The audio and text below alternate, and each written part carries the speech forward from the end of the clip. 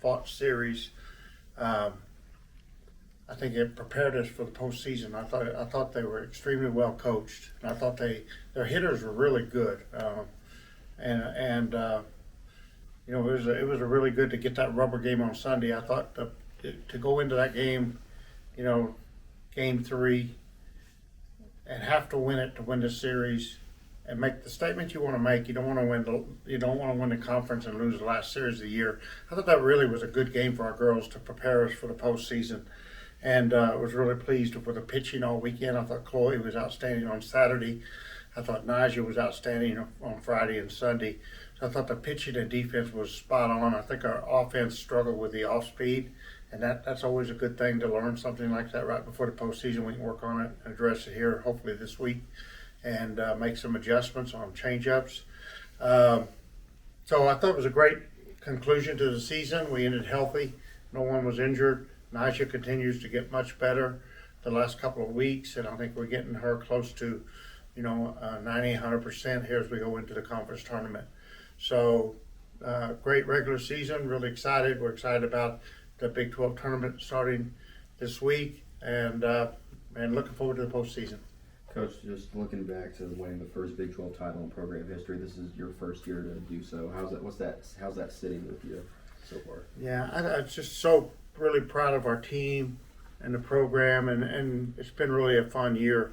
Everything, the administration here, the support we've got from the school, the facilities, the grounds crew, everything that supports our program through the university has been outstanding. The Matador Club, the Sellers family, John and Tracy, this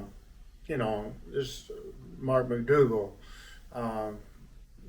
Brad Bama. There's just a lot of people in the community that's really supported us in any way that we ask them to. And it's been a great first year here at Texas Tech.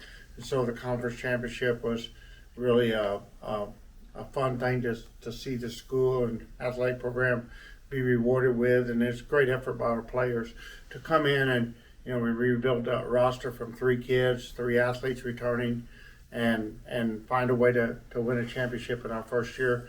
It gets us in a great position to go into the summer recruiting period and try to continue to get better. In terms of pitching, do you feel like Chloe will pitch game 1 and then you'll have Naja throw the rest? What's your plan for that so far? Yeah, I haven't really even thought. I haven't talked to the girls. We gave everybody a day off yesterday, and I was here all day, but I didn't see them. I don't know whether they just totally. I think everyone just pretty well focused on academics because the girls are starting finals today and tomorrow. It's a really busy week academically for the girls and trying to knock out all their final exams before they leave for Oklahoma. So I haven't saw either Chloe or Naja since we got back from Utah. And so I won't make those decisions until I see them. I'll see them today at practice, obviously, and then we'll practice in the morning, and then we'll leave tomorrow evening to go up to Oklahoma. And we'll make that decision as we get there. But I feel really confident with either one of them. Chloe's pitching outstanding right now. It's postseason. It's do or die. It's single game elimination.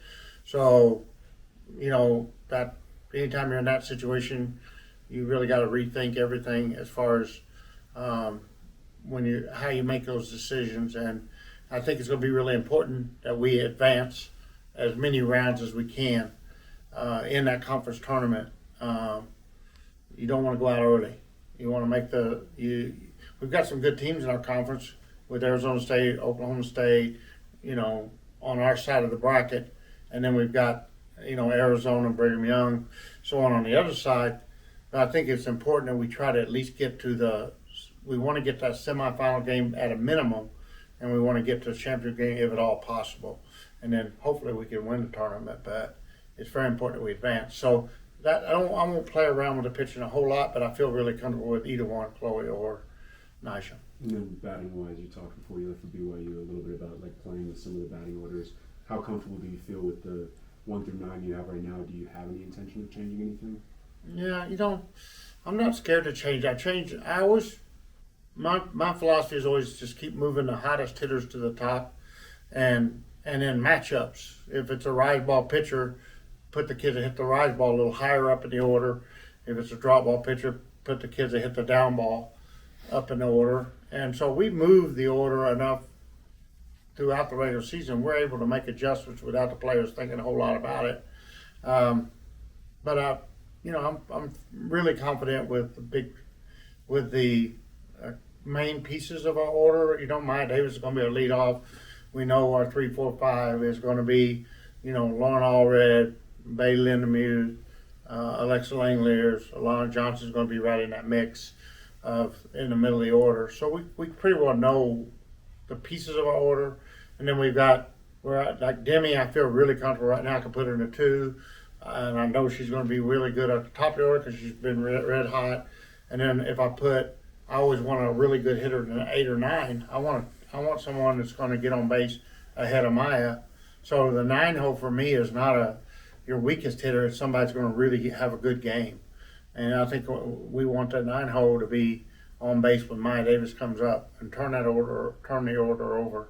So I feel really good about the order because we got 9 girls hitting right at 300 that we can put in. We've got 11. We go down with I think we got the best pinch hitter in the league in Reagan Jennings. She's like 8 for 13 now as a pinch hitter. That's phenomenal when you got a hitter that talented. And then if we put her in the lineup, she's hitting 400. And Hallman is right there too, 360, 370. So we got 11 good offensive players that we can put in that lineup at any time. And so I feel really good about the lineup as far as it being exactly the same every day. I don't want it to be. I want to match up and I want to be able to adjust and make adjustments. You mentioned how busy it can be right now academically. So how big was it to get that 1 seed and get some extra time for these girls? Yeah, it's just huge. It's huge for our kids. And, just when you're going through and you're building a program, all the experience that you gain throughout a season helps you build character and gives you that ultimately confidence that you need to win big games.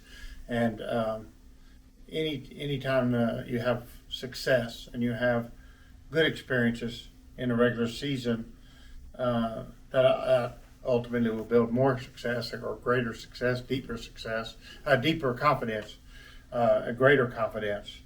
And so I think that's what we hope to see here in the postseason. And I look forward to them announcing the all-conference teams tomorrow. I think that's going to reaffirm to a lot of our players, hey, we're pretty good, and give our kids a deeper level of confidence. So we're finding ourselves, I think, still as a program and as a ball club. There's no doubt we're still growing and we're still improving, and all these things are playing into why I think we can make a run here in the postseason. You think you've done enough to earn hosting a regional at this point, or is there a certain number of wins this weekend that would make you feel like, okay, we got it? Yeah, I think we've done really good. I think we've done a lot. I'm going to leave it to the committee. They've got a hard job. You've got to pick out 16 teams to host. But I think we've done a really good job. I think we've got a win on the road at A&M, and we in both games. We won one game, and then I think we played them a 5-4, 6-5 game on the road, and A&M's number 1 in the country right now in this week's poll. So we've made some statements. We got 2 out of 3 against Arizona, a top 10 RPI team. I think that I don't think they'll have any trouble justifying us as a host if they choose us as a host. Do we need to do more? Yeah, probably. We need to go to the conference tournament and win some games. You always want to do more, but I think a ball club wants to win. We want to win because we're trying to build confidence and we're trying to learn how to take care of business as a ball team. And I think the conference tournament gives us a chance before the regional to go out and make another statement. And so I think it's important that we get to at a minimum, the second round. It's not going to be easy when you get in that tournament to beat anybody. Baylor, Kansas are good teams, and then you get the second round is the winner of Arizona State and Oklahoma State. Whoever wins that game will be hot because they're going to have coming off a really good win, whichever team wins. So that's going to be a tough game, and that won't be hard for the committee knows that's a tough game, but you'd like to win it if you're us, and you should expect to win it. So we'll just play it all out and hope for the best, and hopefully we can rise up a little bit. Well, from this point on, the rest of the season, you're probably going to see the opposing team's best pitcher each time. How have you seen your team fare against the other team's aces this year? Say it one more time. Throughout the rest of the season, you're going to see the other team's best pitcher probably. How have you seen your team handle those situations where you're going against the ace? Yeah, I think from here on we'll see the other team's ace every day, and I think that's great. I think that's going to prepare you for the regional. And the good thing about the Big 12, we got some really good arms. Baylor's left-hand pitcher's very formidable. Kansas has a really good pitcher or two. And then you go to the second round.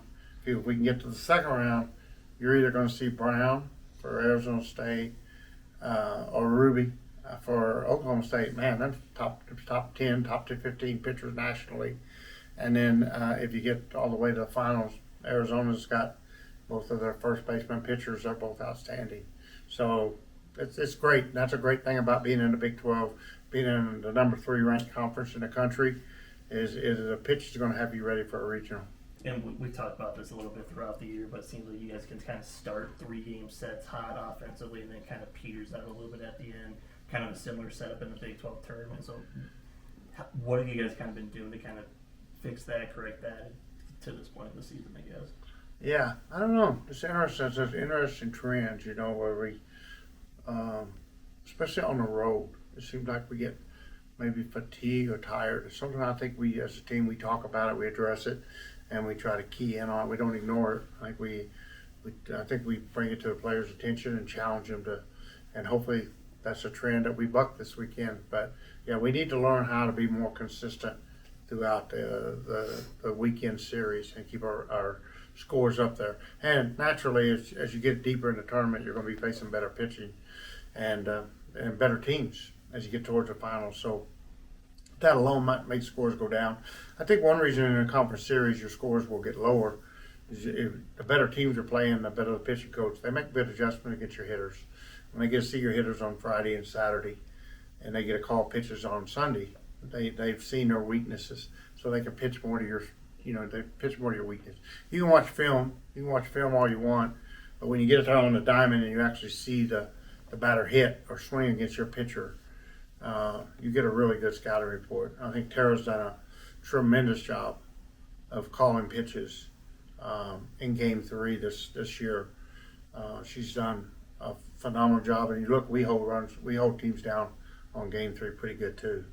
So there's some reasons for all that, but it's spot on. We need to try to score more runs late in the series.